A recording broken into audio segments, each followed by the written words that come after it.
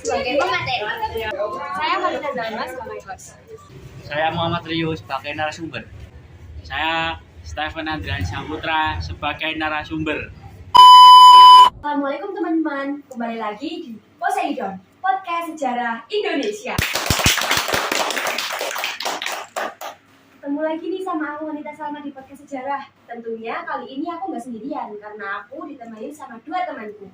Dan mereka ini adalah salah satu pecinta sejarah Indonesia juga ya sobat. Dan mari kita sambut, ini dia Muhammad Rio dan Stephen Andrian.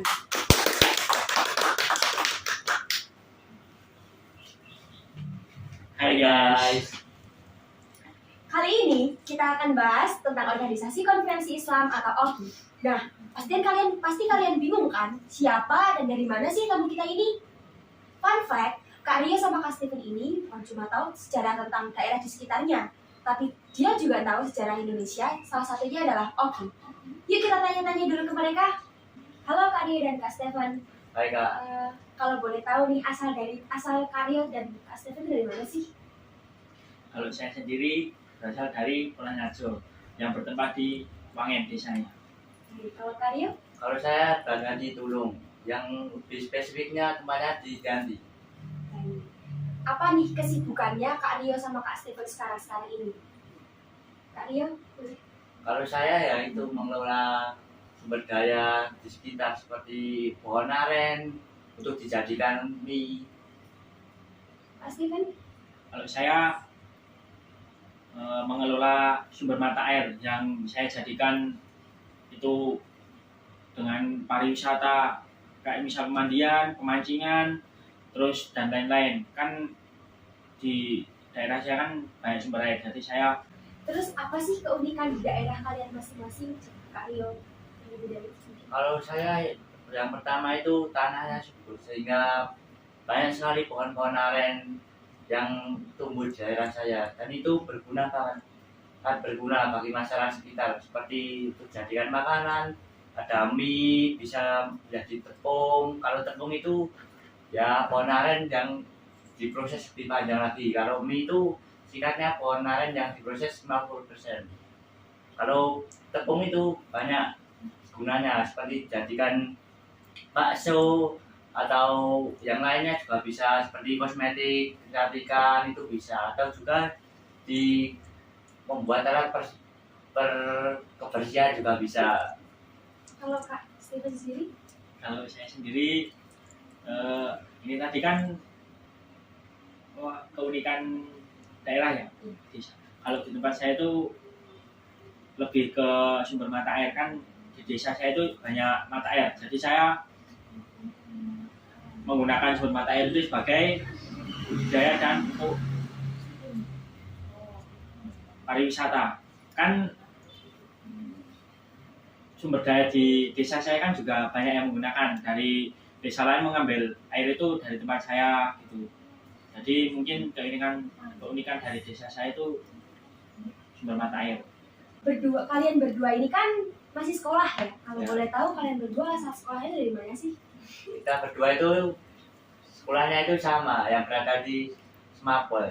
Lebih tepatnya SMA N1 Pulangajo. Kita BTW kita juga punya judul loh. Wah, silakan boleh ditunjukkan. Semapol, jempol, jujur, empati, optimis, literary. Semapol, jempol. Wah, keren ya kakak-kakak berdua ini. Ya dong, Mas Semapol. Nah, cukup segini dulu perkenalan kita sama Kak Rio dan Kak Stephen. Mari kita lanjut ke materi. Stay tune! Nah, kalian penasaran kan apa itu Organisasi Konferensi Islam? Makanya tetap stay tune dan terus tonton podcast sejarah ini. Di sini kita akan mengupas tuntas mengenai OKI. Yuk kita bahas. Nah, menurut Kak Rio, apa sih itu OKI? Menurut saya, OKI itu adalah Organisasi Konferensi Islam Internasional yang anggotanya negara-negara Islam di seluruh dunia.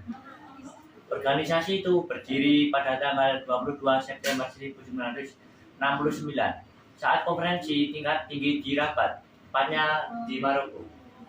Kak, nah, aku juga mau nanya nih sama Kak Stephen. Latar belakang dibentuknya OKI itu gimana sih?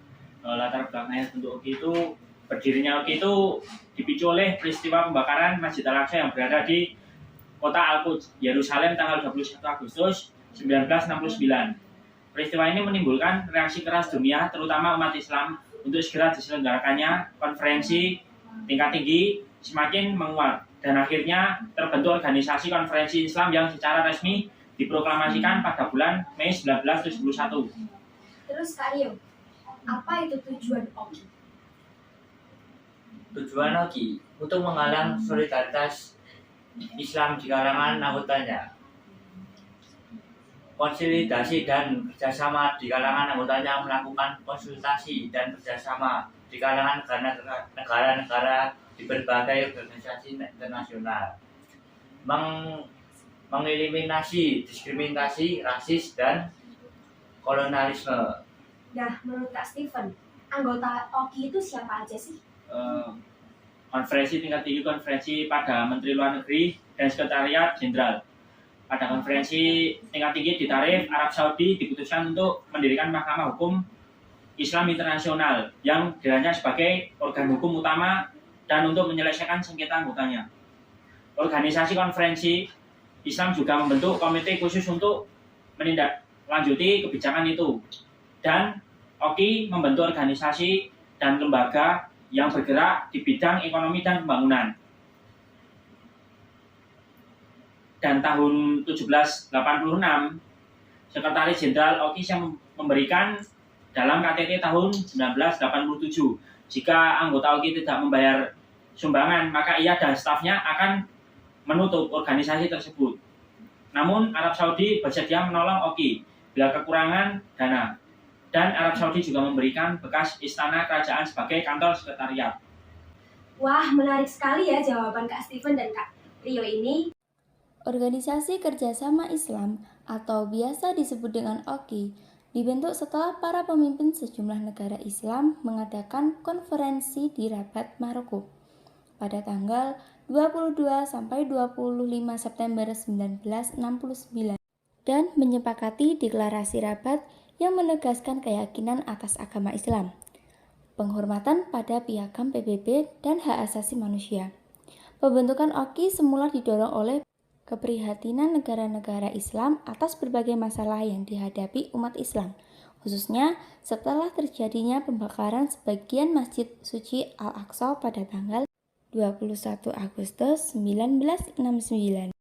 Pembentukan OKI antara lain ditujukan untuk meningkatkan solidaritas Islam di antara negara anggota, mengkoordinasikan kerjasama antar negara anggota, mendukung perdamaian dan keamanan internasional, serta tempat-tempat suci Islam dan membantu perjuangan rakyat Palestina. OKI beranggotakan 57 negara Islam atau berpenduduk mayoritas Islam di kawasan Asia dan Afrika. Nah, sebagai organisasi internasional yang pada awalnya lebih banyak menekankan pada masalah politik, terutama masalah Palestina, dalam perkembangan OKI menjelma sebagai suatu organisasi internasional yang menjadi wadah kerjasama di berbagai bidang politik, ekonomi, sosial budaya, dan ilmu pengetahuan antar negara muslim. Untuk menjawab berbagai tantangan yang mengemuka, negara-negara anggota OKI memandang pentingnya terlaksananya reformasi OKI berikut penataan kembali prioritas organisasi di masa mendatang. Sejalan dengan keinginan tersebut, OKI mengesahkan OIC 2025 Program of Action pada tahun 2016. Dokumen tersebut program prioritas OKI berupa prinsip dan tujuan-tujuan utama.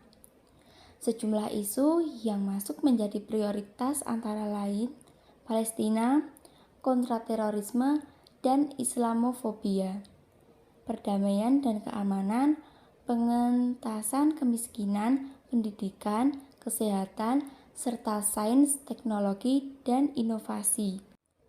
Dalam mencapai prioritas-prioritasnya, OKI akan mendasarkan diri pada sejumlah prinsip seperti solidaritas Islam, kemitraan, dan kerjasama, good governance, serta koordinasi yang efektif dan sinergi.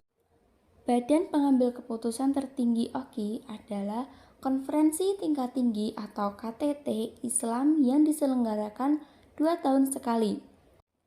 KTT Islam terakhir kalinya diselenggarakan di Mekah pada 31 Mei 2019. KTT tersebut antara lain mengesahkan Revolusi Palestina dan Al-Quds Al-Syarif, yang intinya menegaskan kembali komitmen dunia Islam dalam mendukung perjuangan rakyat Palestina. Di bawah KTT Islam, badan pengambil keputusan penting berikutnya adalah Konferensi Tingkat Menteri atau KTM OKI yang diselenggarakan setahun sekali. Hingga Desember 2022, KTM terakhir diselenggarakan di Islamabad, Pakistan.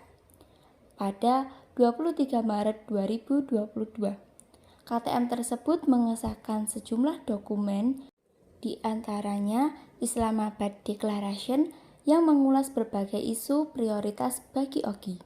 Selain pertemuan tingkat menteri luar negeri dan KTT, OKI juga mengadakan pertemuan kementerian sektoral seperti pariwisata, tenaga kerja, kesehatan, dan kebudayaan.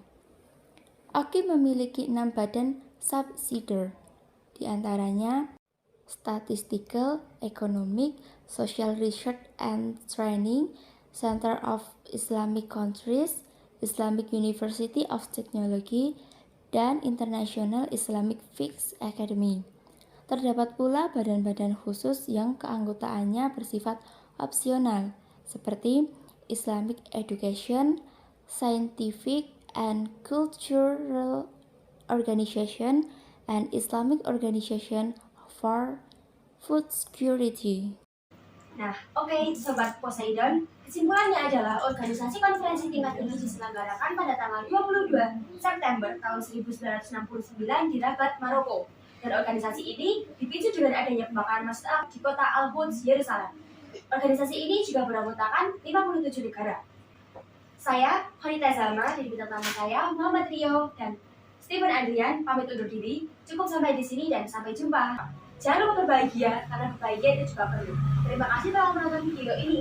Jangan lupa subscribe, comment, share, and like.